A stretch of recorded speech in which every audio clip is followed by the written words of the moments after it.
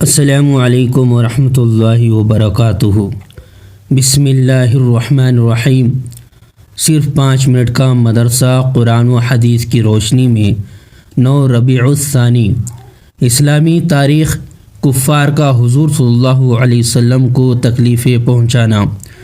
جیسا کہ ہر دور کے لوگوں نے اپنے زمانے کے نبی کا انکار کیا اور ان کے ساتھ برا سلوک کیا، ایسے ہی بلکہ اس سے بھی زیادہ برا سلوک نبی کریم صلی اللہ علیہ وسلم کے ساتھ کفار مکہ نے کیا۔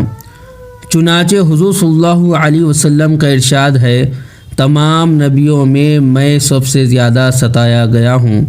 کفار مکہ نے آپ صلی اللہ علیہ وسلم کو اور آپ صلی اللہ علیہ وسلم کے صحابہ کو ستانے میں کوئی کسر نہ چھوڑی۔ کوئی آپ صلی اللہ علیہ وسلم کے راستے میں کانٹے بچھاتا تو کوئی آپ صلی اللہ علیہ وسلم کا مذاق اڑاتا، کوئی شاعر اور کوئی جادوگر کہتا تو کوئی پاگل اور دیوانہ۔ کبھی شریروں نے نماز کی حالت میں آپ صلی اللہ علیہ وسلم کے جسم مبارک پر اونٹ کی اوجھڑی ڈالی تو کبھی آپ صلی اللہ علیہ وسلم کے گلے میں چادر کا پھندا ڈال کر کھینچا۔ اسی دین کی خاطر رسول اللہ صلی اللہ علیہ وسلم کی 2 بیٹیوں کو طلاق دی گئی، مگر رسول اللہ صلی اللہ علیہ وسلم برابر صبر اور استقامت کے ساتھ اللہ کے دین کی تبلیغ میں مشغول رہے اور کفار مکہ آپ صلی اللہ علیہ وسلم کو تکلیفیں پہنچانے کے باوجود دین حق کی تبلیغ سے روکنے میں ناکام رہے۔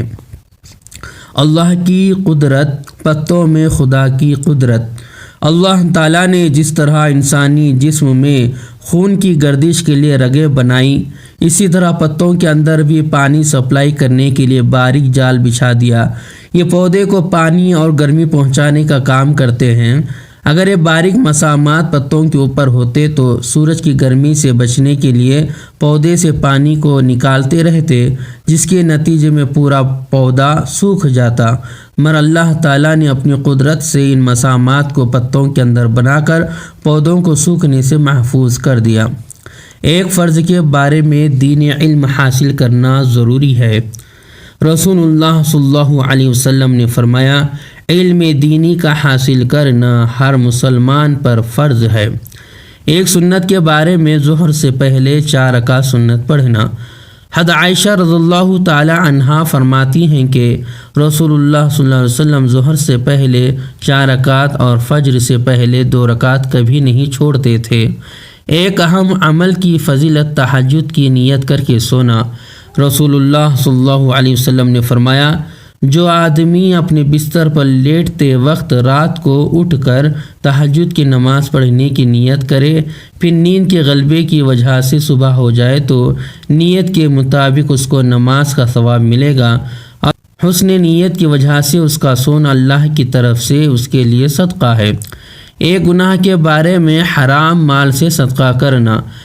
رسول اللہ صلی اللہ علیہ وسلم نے فرمایا، جب تو مال کی زکوٰۃ ادا کرے تو جو واجب حق تجھ پر تھا وہ تو ادا ہو گیا، آگے صرف نوافل کا درجہ ہے، اور جو شخص حرام طریقہ سود و رشوت وغیرہ سے مال جمع کر کے صدقہ کرے، اس کو صدقے کا کوئی ثواب نہیں ملے گا، بلکہ اس حرام کمائی کا وبال اس پر ہوگا۔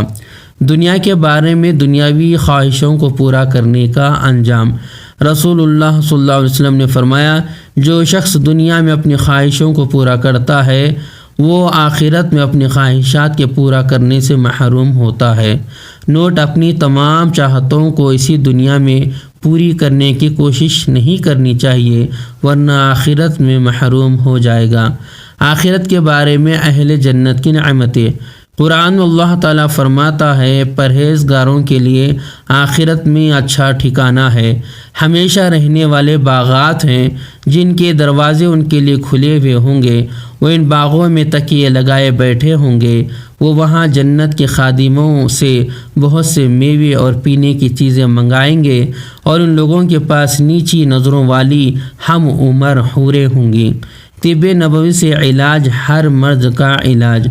رسول اللہ صلی اللہ علیہ وسلم نے فرمایا، تم میں سے کوئی شخص بیمار ہو جائے یا کسی کے بھائی کو تکلیف ہو تو یہ دعا پڑھے، ربنا اللہ الذی فی السماء تقدس اسمک امرک فی السماء والارض کما رحمتک فی السماء فاجعل رحمتک فی الارض اغفر لنا حوبنا وخطایانا انت رب الطیبین انزل رحمتا من رحمتک وشفاء من شفائک علی ھذا الوجع۔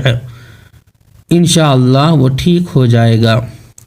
فائدہ اس دعا کو مریض پڑھتا رہے یا اور کوئی پڑھ کر اس پر دم کرے۔ قرآن کی نصیحت۔ قرآن میں اللہ تعالیٰ فرماتا ہے مسلمان آپس میں ایک دوسرے کے بھائی ہیں، اگر ان کے درمیان لڑائی ہو جائے تو اپنے دو بھائیوں کے درمیان صلح کرا دیا کرو اور اللہ سے ڈرتے رہا کرو تاکہ تم پر رحم کیا جائے۔